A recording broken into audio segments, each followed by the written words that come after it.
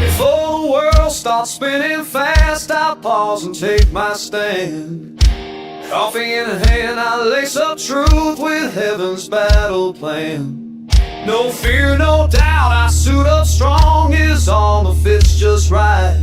I'm walking tall, I'm prayed up now, I'm ready for the fight. Wrap me in truth, no lies allowed, I'll walk this road with my head unbowed. No fake disguise, no twisted words, just gospel truth, pure and undisturbed. Oh God, my morning song is mine, I move along. Shield of faith and sword in hand, is all I firmly stand. Truth on my ways, peace on my feet, victory is mine, I won't retreat.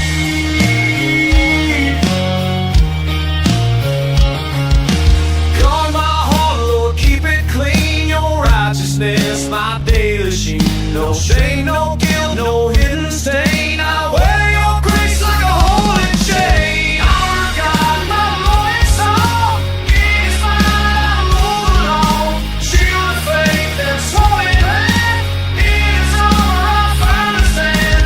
Truth on my ways, peace on my feet, victory's mine, I won't retreat.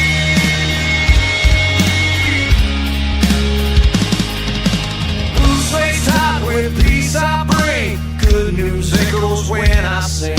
I step with calm through storm and flame, each stride I take I lift your name. Our God, my morning song is mine, I move along. Shield of faith and sword in hand, is all I firmly stand. Truth on my ways, peace on my feet, victory's mine, I won't retreat.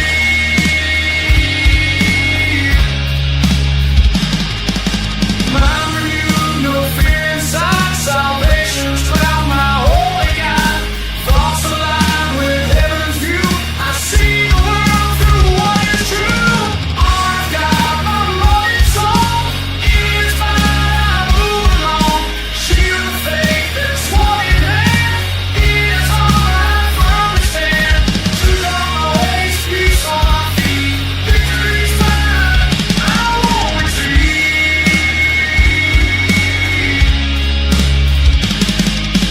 Word in hand, I speak with fire, sharper than steel, it lifts me high. No weapon formed can take me down. I fight with faith, I wear the crown. Our God, my morning song is mine, I move along. Shield of faith and sword in hand, is all I firmly stand. Truth on my ways, peace on my feet, victory's mine, I won't retreat. So here I stand, the day begun, armored up till setting sun. With every breath I walk His way, in truth and love I face the day. Good Friday morning. We'll just wait a moment here and give people a chance to get in. Still got sleep in my eyes. Slept weird last night.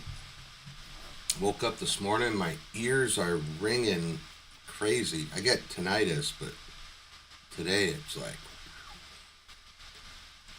almost like I got a siren going off in my head. Ugh. Hope everybody's doing well. Got a few interesting things to talk about today, and some of them, well, the main one that we're going to talk about today is like the oaths of office, and then we're also going to find out maybe, well, some of that stuff doesn't matter anyway. Well, some of it does, but other stuff with like appointments and things like that, it's all going to go away. All right.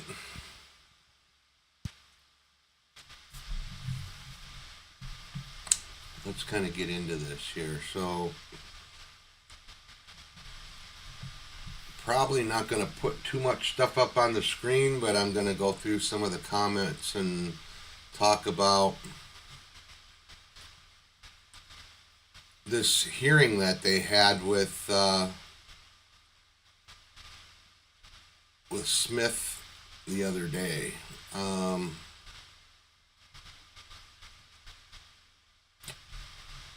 Hope I don't have, yeah, okay. So Jack Smith was deposed at a hearing over the last couple of days. And it seems like if we paid attention, number one, we know the guy's lying through his teeth. But if we're paying attention, we start noticing that central casting might be coming into play here. Makes me wonder, are both sides using it? I think, maybe, I don't know. But so apparently Jack Smith, one of the things that they talked about with him, where he had put all these requests in for the courts to basically spy on the Speaker of the House, Kevin McCarthy, on his phone, and a number of other Republican senators and Congress people.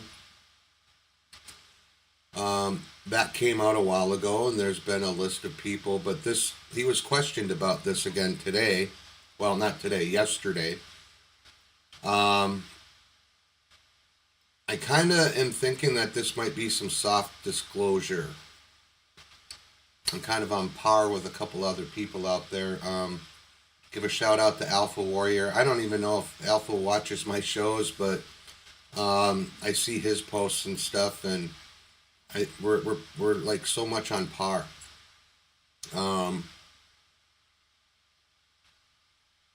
So the soft disclosure has to do with, I don't have the dates in front of me. I think it might have been important, but maybe it's not important on the dates.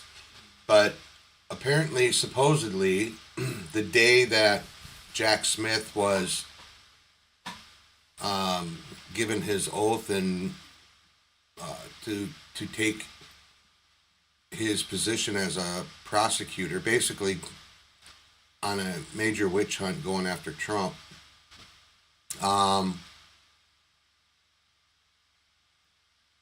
he said that he signed an oath of office form, but there was no witness signature or anything like that. And it was, I believe, 10 months later when they realized that, well, Merrick Garland, realized that his oath of office form wasn't signed or wasn't done properly. So 10 months later, they had him come back in, and then he took an oath. So everything that Jack Smith put out during that time and was submitted to the courts, because he wasn't properly in his position, should be wiped out, null and void. And what I was talking about here is where this sort of lines up with some other things too. So it all goes back, everything right here leads back, what do they say? All roads lead to 2020. And the stolen election, and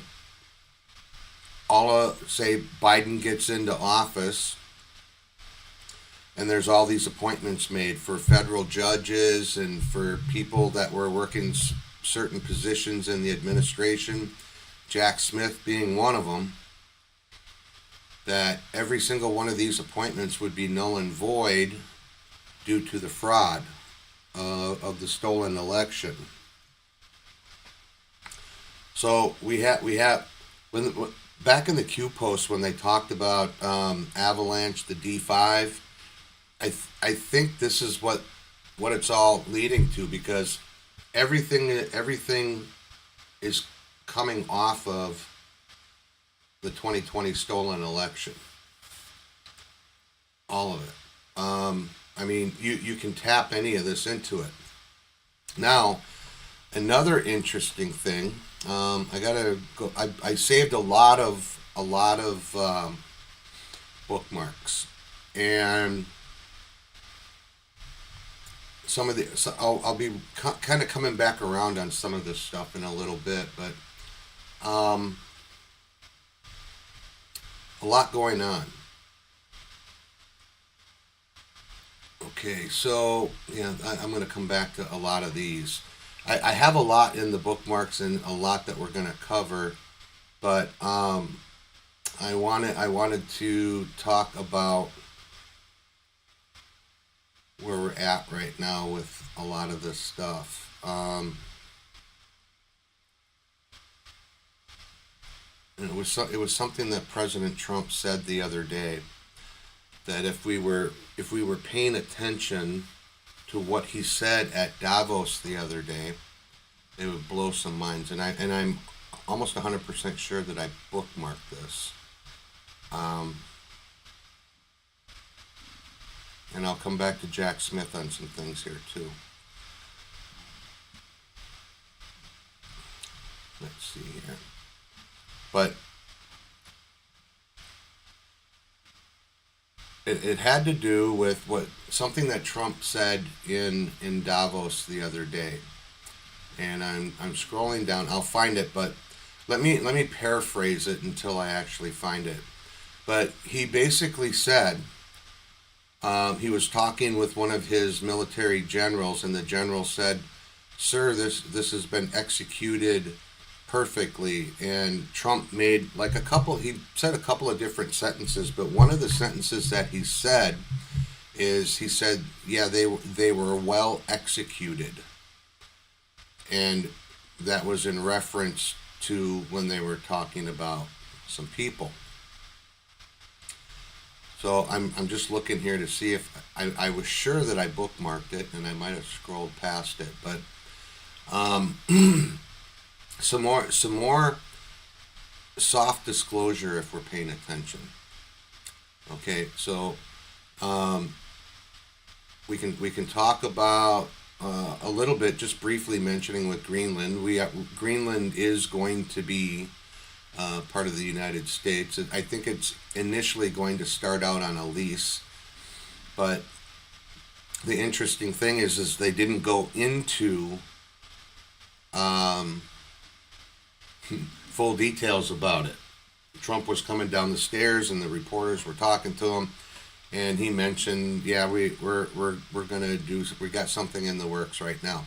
Now, the interesting thing, if any of you have ever been in a lease before, not so much with real estate, maybe sometimes, but like if you're leasing a car, and at the end of the lease, you have a choice of either turning it back in and going into a new lease, or buying a different vehicle, or you could actually take, because you've been leasing that vehicle for 2, 3, 4 years, you know that the maintenance has been kept up and everything's been good with it, and then you may opt to want to buy that. And there's a buyout price at the end of the lease if you wanted to buy it. So this might be what they're talking about.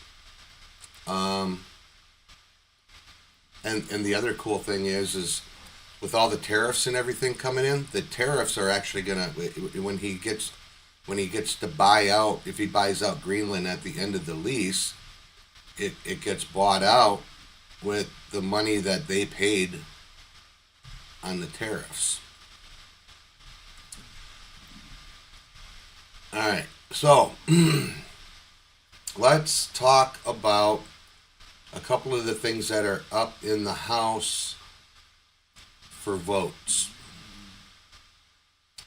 Okay, so the one thing that just came out, And for those of you that still think Thomas Massey is a good guy, or any right now, any of the active Republicans in Kentucky, if you think any of them are good guys, every single one of them are voting against anything that would be MAGA.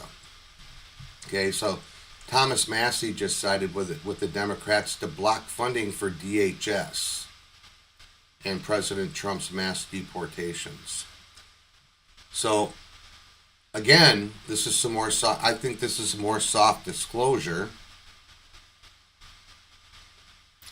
because the bad ones are outing themselves, because they're doing things that are against what they were voted into their position for.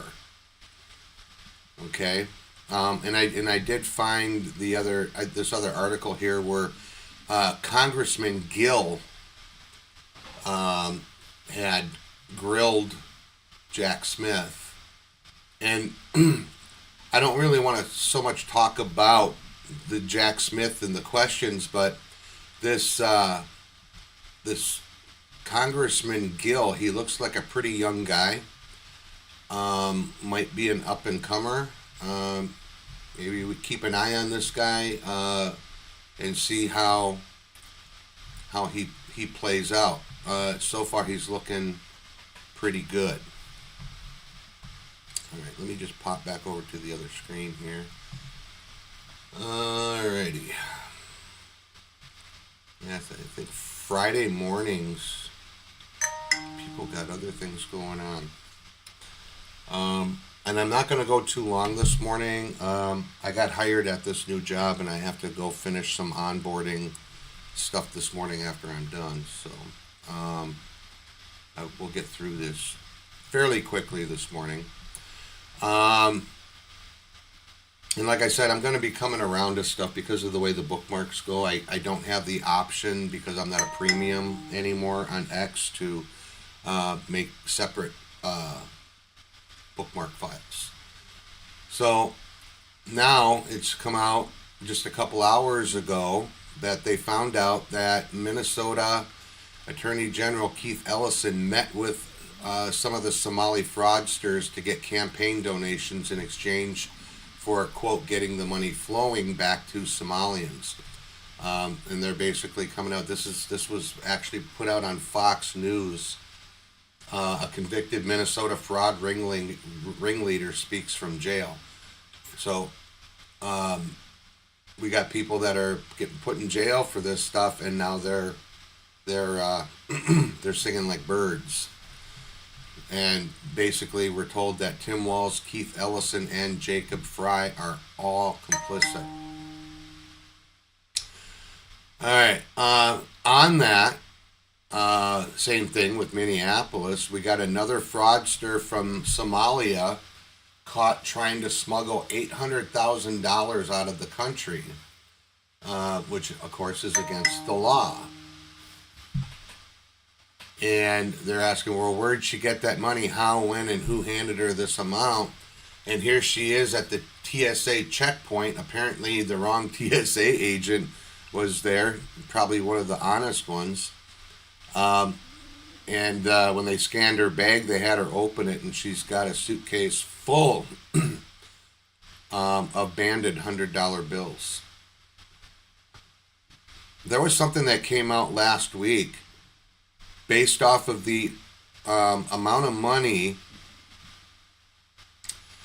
that has been exported out of the United States just from Minnesota alone. They were talking about like $9 billion with a B dollars, and then they went by weight and they broke it down by weight, and how many there would have been like 4,700 times that these suitcases of money ended up on a plane and went out of the country.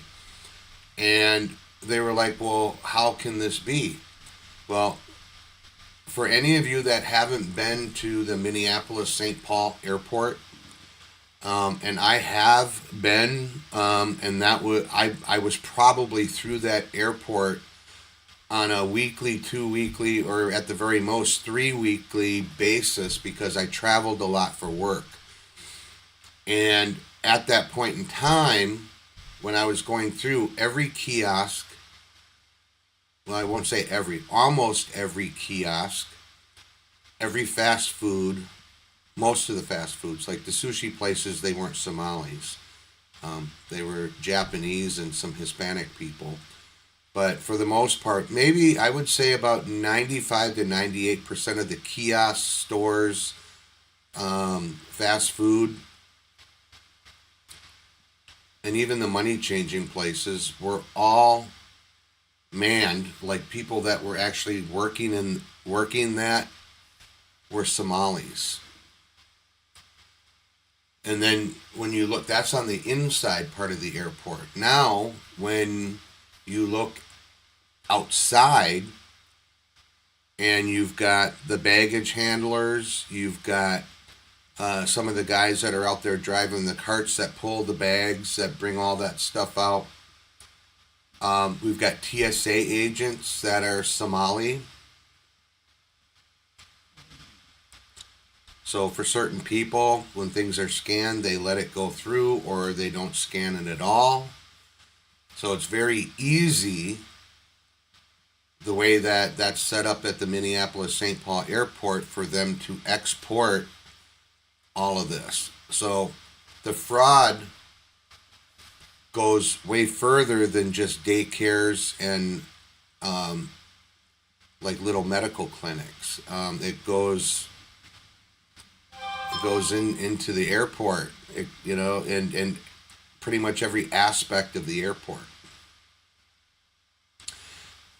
So that's how that money is so easily put through. But then somebody got caught. There was a TSA agent that was on the post, and he's a person of color, but I don't believe he's Somali.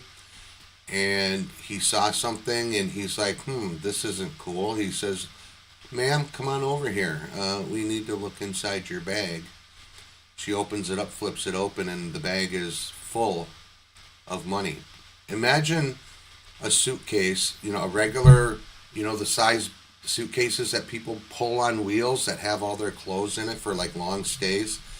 One of those filled with $800,000 in perfectly wrapped, banded $100 bills. Imagine how much that bag weighed. Okay, so now, all right.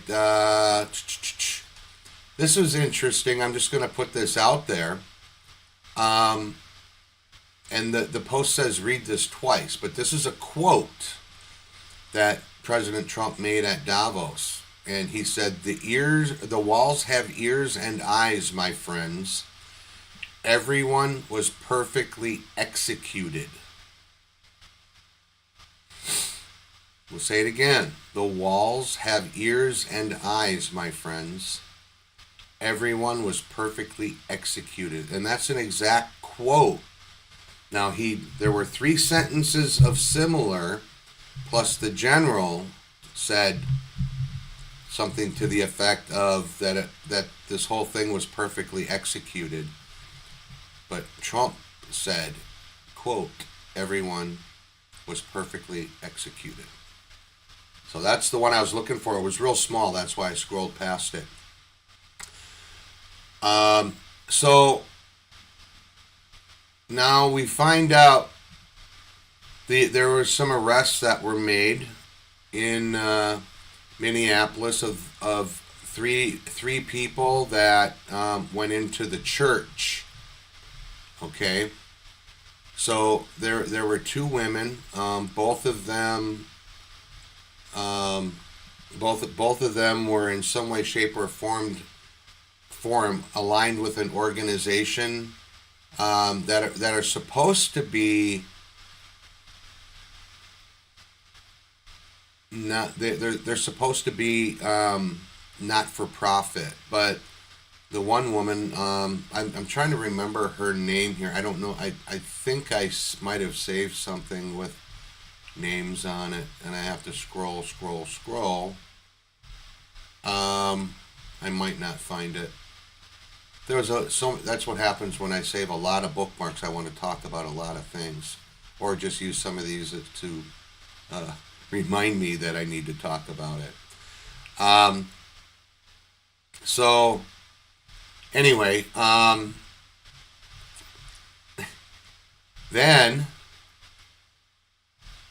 I want to talk about some J6 stuff here, but first I want to get into some stuff here with ICE. There's this woman out there, the Arizona AG tells residents that they can shoot masked ICE agents under state self-defense laws. So here we go with the left pushing for civil war. These people are freaking insane. So I want to pop over here. I mean,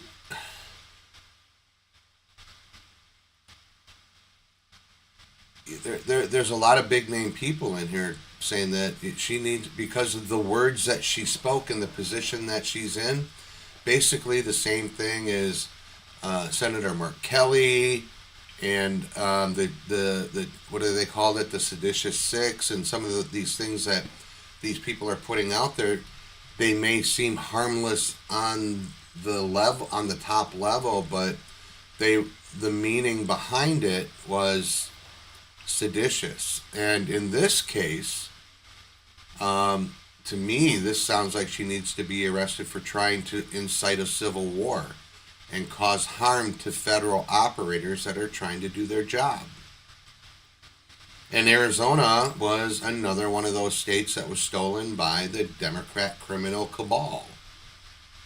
Not a shocker, right?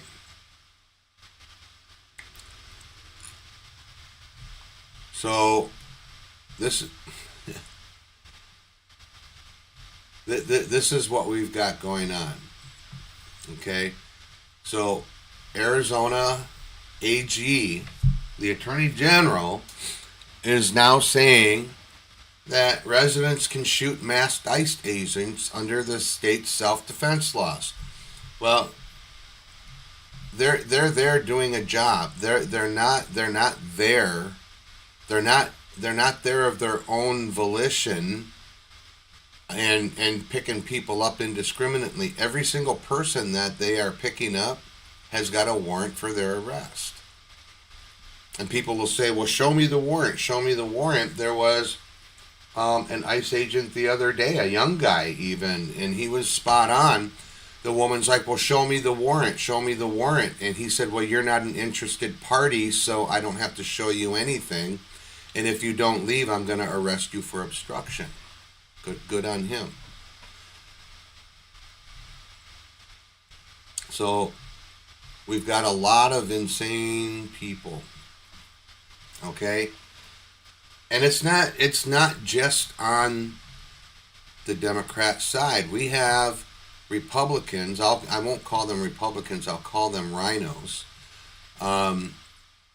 Last night they betrayed voters pretty bad, and the Democrats cheered when these bills passed. Okay, now these are the top three that I'm taking out of the bills that were passed last night. It's like $1.7 trillion. Okay, so the Democrats like to throw a lot of pork in these bills so they can hide shit. Okay, and now they passed I'm sorry, I misspoke. It's a $1.17 trillion bill that passed. It exceeded the White House's budget by billions of dollars. And it funded a lot of left-wing organizations that the White House said, we're not paying you anything. You don't get any more money. But it got put in, and these Democrats, now Tim Burchett came out, and he said he's got a lot to be ticked off about. And he includes himself into it because he's a Republican. Okay? He's taking blame when he should be blameless. He's voting the right way. He's putting the information out there for people.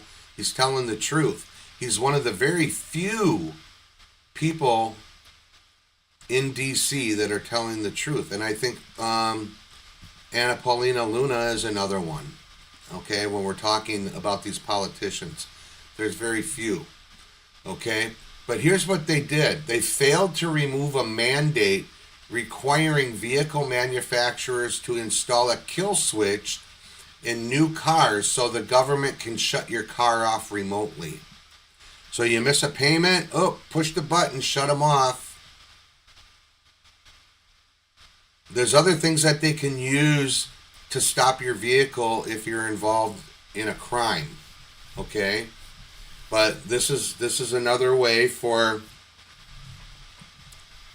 government overreach to put themselves in your personal life, and that's not what government is there for.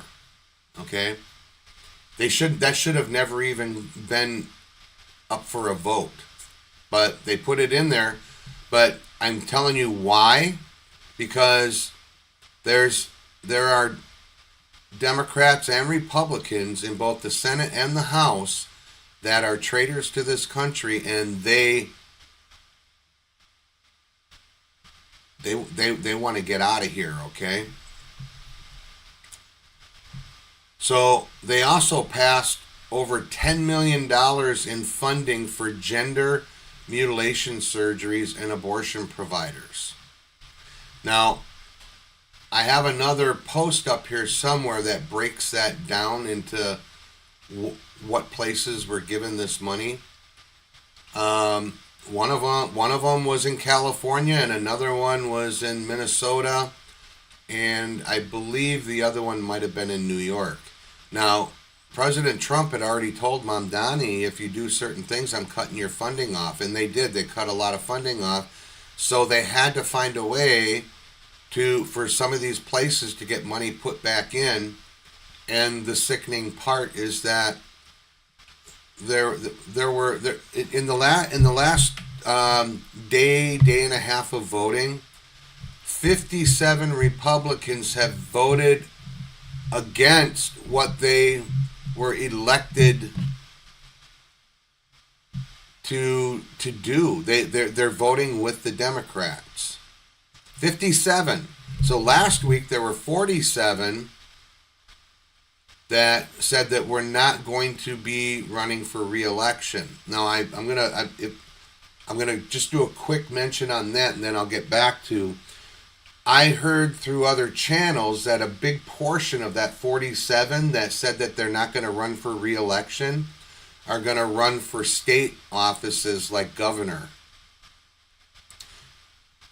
So that and these are Republicans. So they're going to get out of the federal government. They're going to go into state government. They're going to run for governor. They're saying that, some of these people, they're like, well, we're pretty sure they're good people, but President Trump needs good governors because we have some pretty crappy governors right now. Okay. So let's go back on to the ICE arrest. Okay, so we got Commander Bovino. He was up talking in front of the press, and he was asked a simple question. They asked him, they said, well, what are the numbers? And he said all of them. And what they're talking about is, what is the amount of people, of these illegals, that you want to get deported out of the United States? And he said all of them. And he said, because there's no acceptable number of Americans raped, there's no acceptable number murdered, no acceptable number beaten, swindled, or defrauded. He covered the whole gamut there. And he said 0 is the only moral threshold, meaning none of them get to stay.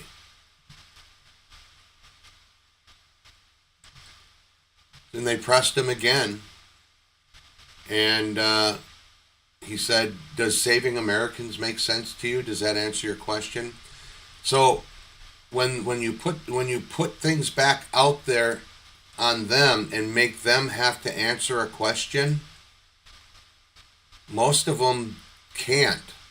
They either give you word salad, or they trip over their tongue and they can't say anything, and then they just shut up and don't ask any more questions. Okay? So, remember I said I was going to talk about J6. Okay, I don't know how many of you were watching some of the hearings yesterday, but apparently there's this Capitol policeman. I don't even know how to really pronounce his name properly. It's Fanon. He supposedly became a hero cop for Nancy Pelosi and her co-conspirators who were trying to railroad Trump and his supporters. So there's some footage that I'm looking at right now. It says this footage was never presented by the January 6th committee because it proves that protesters did save Michael Fanon from Antifa, who were trying to tase him. Okay, so the J6ers did save him. The video proves it. But what he did is he lied under oath and stated that the J6ers actually beat him so bad that it caused him to have a heart attack and a brain injury. Now, Fanon was confronted by one of Mike Lindell's reporters, journalists at the Capitol building, and she asked him some questions, and he went on to say, basically saying how the Republicans were lying about what really happened on J6, and that he was there to make sure that the truth got out. And then, no, he wasn't one of the guys that was going to be up on the stand, okay, at that point in time. But her last question was, why did you turn your body camera off? And he tried to deny it. She goes, no, I saw you turn your body camera off, and then you laid down and played dead. And he stopped and turned and looked at her and called her an effing conspiracy theorist and a liar. So he, here's this big muscle man getting in this lady journalist's face for asking a legitimate question and pointing out a fallacy about his story. But that same day, and just earlier in the hearing room, he tried to start a fight with Ivan Raiklin. Now, Ivan Raiklin is not like one of my favorite people. There's some things about Ivan that I have questions about. Maybe some of the stuff that I had seen in the past might have been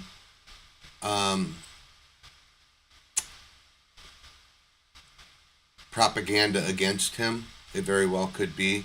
But Fanon actually tried to start a fight with Ivan Raiklin in the hearing room, and actually Fanon yelled out that Ivan Raiklin's apparently threatened his family, which Ivan Raiklin denies that. And Ivan pretty much, he stayed pretty level-headed. He didn't, he even asked Fanon, why are you yelling and why are you cussing at me?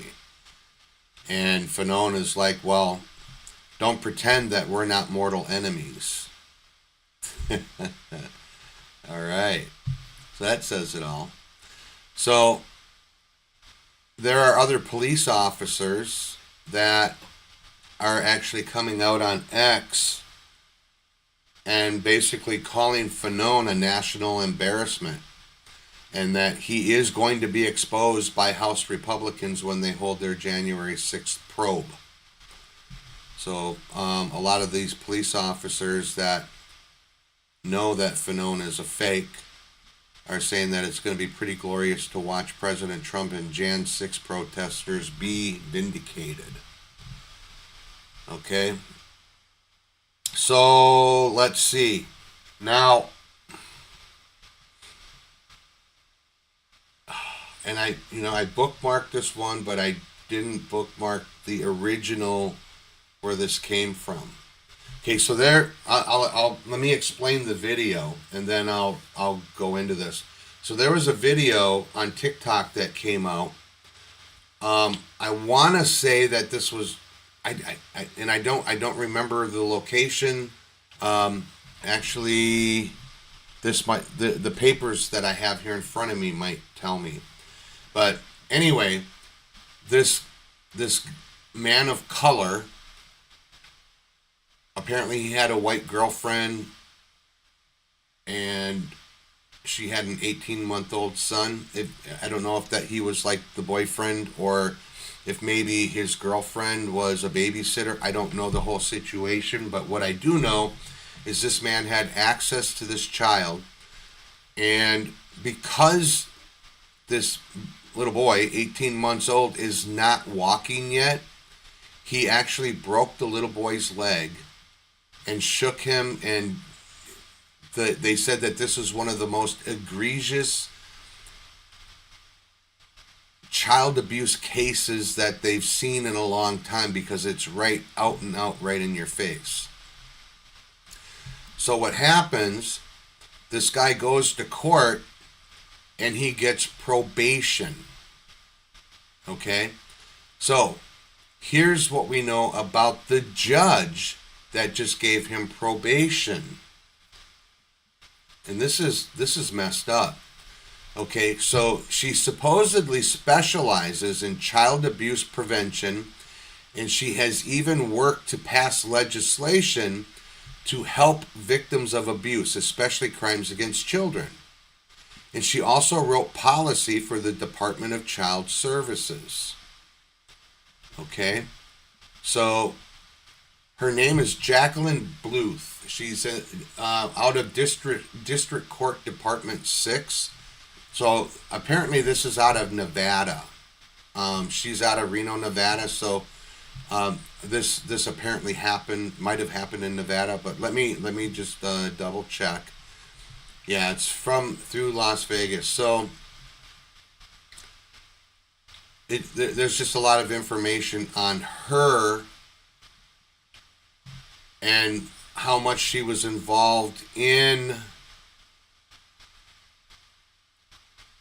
these, where she specialized in writing policy and passing legislation to help victims of child abuse, especially victims of abuse, especially crimes against children. And she let this guy go on probation.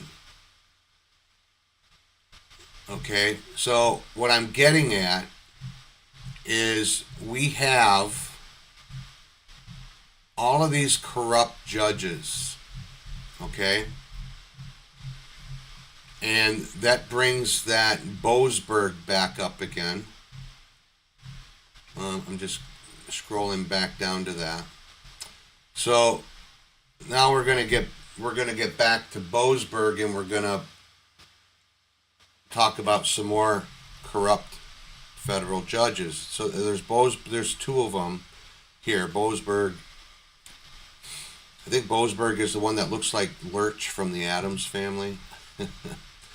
So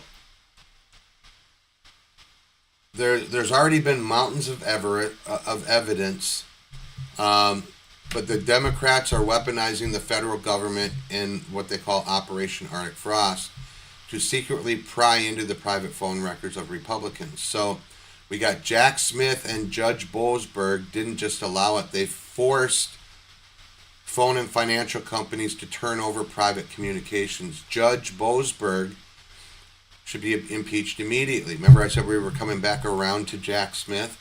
Now Jack Smith has committed so many treasonous crimes, they just need to throw him away. Okay?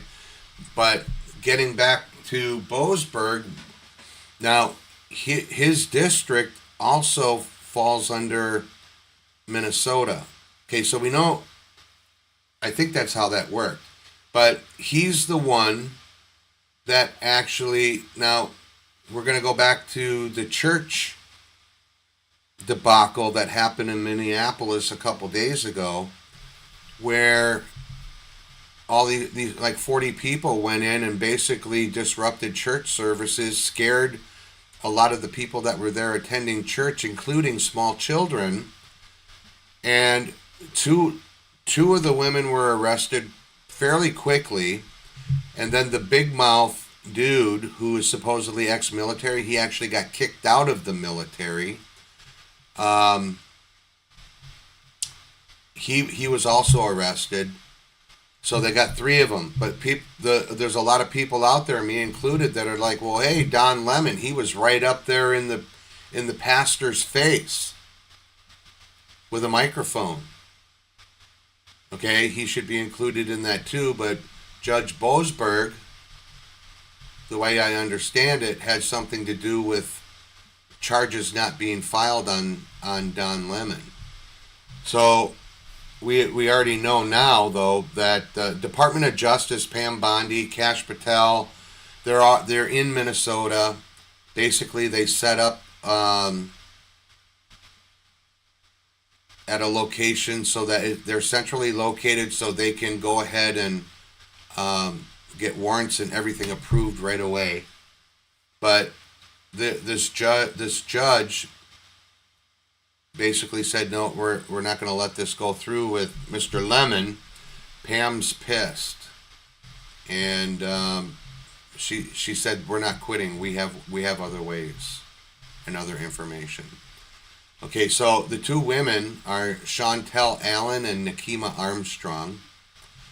And then the guy's name, I thought I might have saved one of him, but I don't want to give the guy too much airtime. So anyway, we got all these corrupt judges that are in place right now, and there was something, and I might have to scroll back all the way to the top here. There was something that Brian Cates put out that kind of points to maybe we might be starting to move in the right direction where it comes to getting all the bad people that were holdovers from Obama and Biden out of D.C. There was initially, when it was announced, a huge chunk of them quit. They said something like 100,000 just quit. Then there were some that were so deeply entrenched and embedded they got their claws dug in. They were staying thinking that they'd be able to fight it out, but then they eventually ended up quitting too. Okay? There were a few people that were fired, and there are more people that are on the block to be fired. Some of that's bleeding over to what's happening in Virginia right now, because a lot of these people that were in office there, that were hired and work for we the people, think they're above that, and they're doing what they got to do to get Virginia switched over to be a blue state. And with their last elections, they pretty much did that. They got some pretty bad dirtbags in.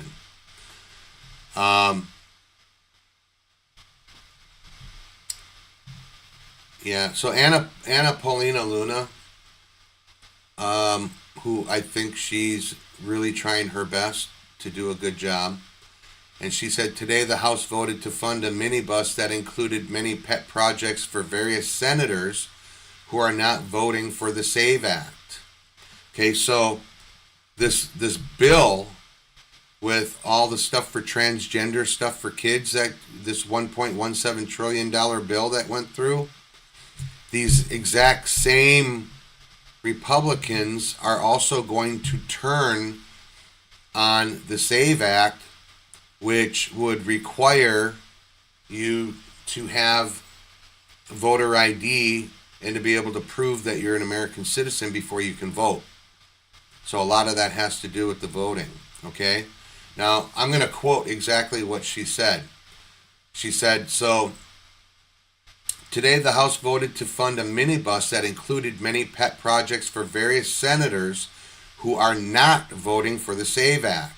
Meaning the House will tell you they care about election integrity, meanwhile funding these bullshit projects, and let's not forget, giving money to hospitals that perform trans surgeries on kids. You can find all the nasty stuff that they stick in these bills in the link below. She said, I did not vote for any of this nonsense. So this was the final appropriations minibus bill. Were they able to push this through so that we wouldn't have our government shut down in January?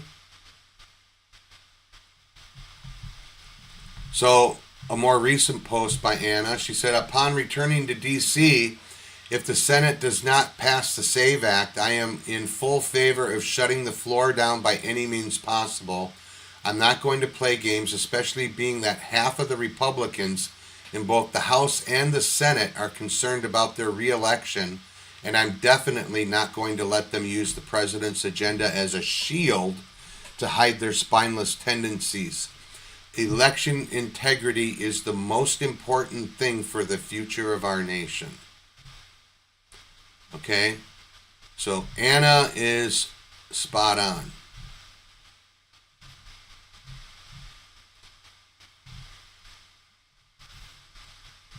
All right. You guys all know who John Rich is?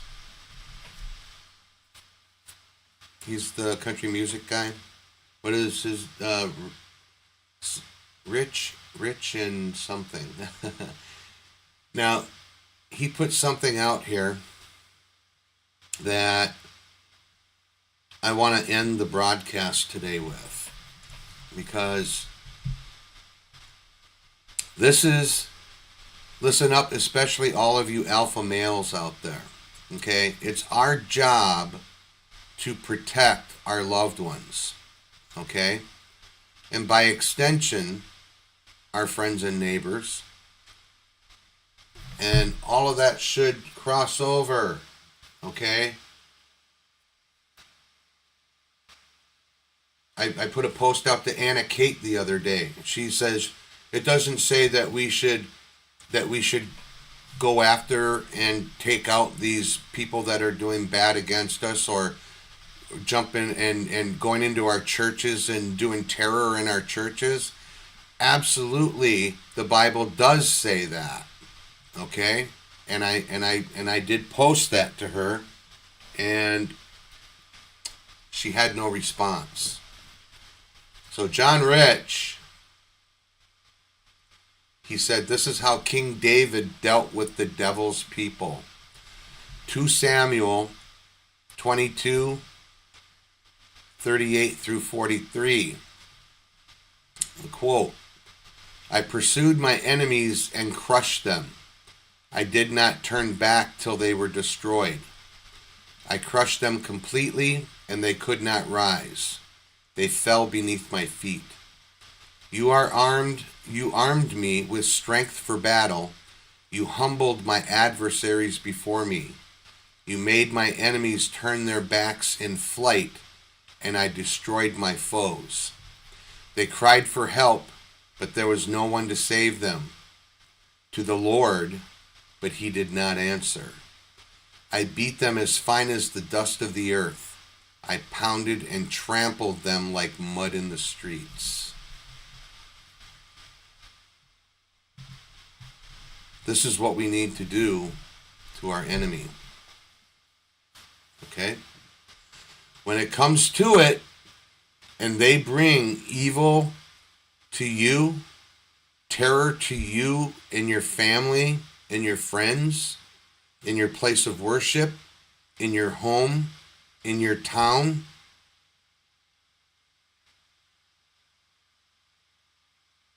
strap on that armor of God, because you're going to go to battle for real, okay? And you are well within your right biblically to do that. Rebuke and pray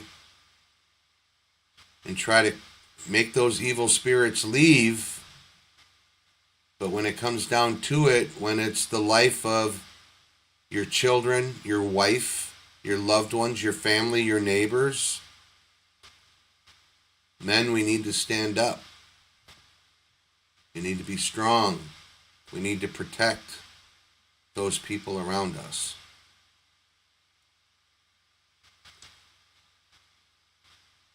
So as I always say in closing,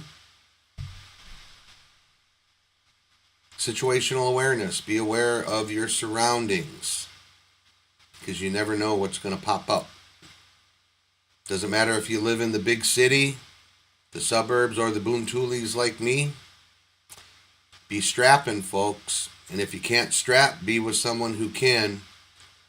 And every day, as soon as your feet hit the floor, put on the full armor of God. Be protected in the Lord. Be safe out there. God bless every single one of you out there on the other side of this screen. Love you all.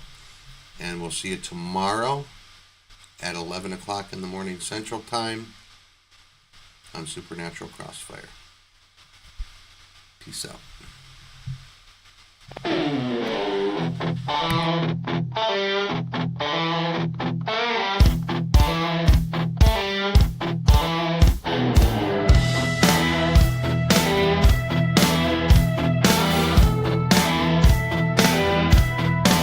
When morning breaks, they pass the page. Their words are trap, a scripted stage. Each line they write with practiced art to tear your truth and world apart. From hidden rooms where plans are laid, they craft each storm and false parade. The poison seeps through even news, while puppet masters light the fuse. Stand up, fight back, reclaim your side. Don't let them dim your inner light. Break every chain they've wrapped around. Your spirit won't stay underground. This war of minds, this battle cry, will shake their towers from the sky.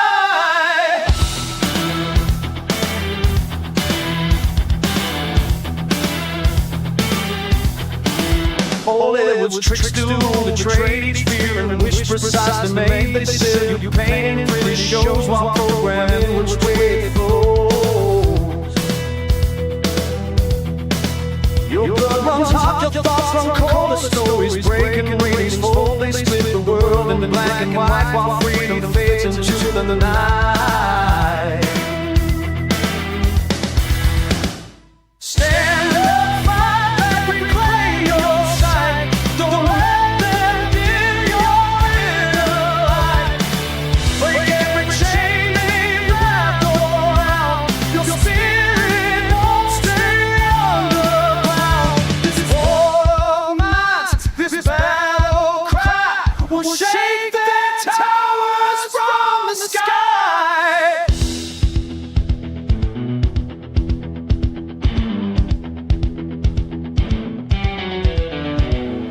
Every screen and printed sheet, the same old lies they still repeat. Them mockingbirds sing false refrains while agents pull on the mental chains. We dance the steps from sun to moon, or march into the twisted tune. But truth breaks through like morning rays when questions pierce. Their practice